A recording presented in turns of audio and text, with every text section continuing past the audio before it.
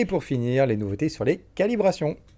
Dans cette vidéo, je vais vous montrer comment gérer les calibrations sur vos capteurs. Car effectivement, vous pouvez calibrer nos danseuses. Alors, on va se rendre sur l'onglet vinification, ça va se passer directement sur une vinification en cours.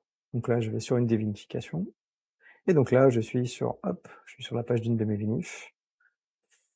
Et vous avez ici, vous voyez qu'il y a une calibration en cours. Vous avez le bouton, globalement, le bouton sera ici. Calibrer, donc là, actuellement, vous voyez que j'ai déjà une calibration sur ces capteurs-là. Je vais cliquer dessus et là, vous avez cet écran qui apparaît. Donc là, globalement, vous aurez toujours l'information de si vous avez une calibration ou non et vous allez pouvoir en apporter une au besoin.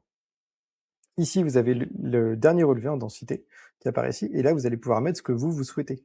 Si par exemple, vous avez pris, au lieu de 976, vous avez 980 et ben, vous allez pouvoir mettre 980 ici et du coup, ça viendra appliquer le +4 de densité, pour le reste, de la vinification.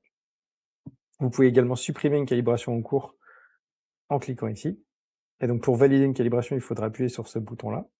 Et ici, en bas, vous avez l'historique de ce qui a été fait. Donc ça peut être très important.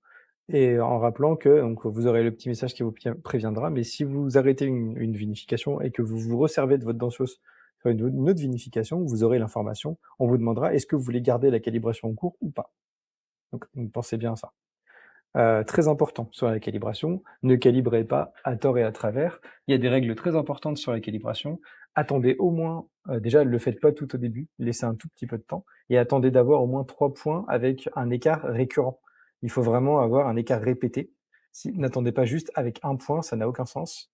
Des fois, ça va être juste une perturbation, qui va être momentanée. Donc attendez vraiment d'avoir un écart répété sur vos points et prenez bien vos points, de densité quand vous prenez à la mano, au mustimètre, à l'unitateur ou que sais-je, prenez-le au même moment que le point qui a été pris, parce que les densités peuvent descendre très vite pendant une EFA.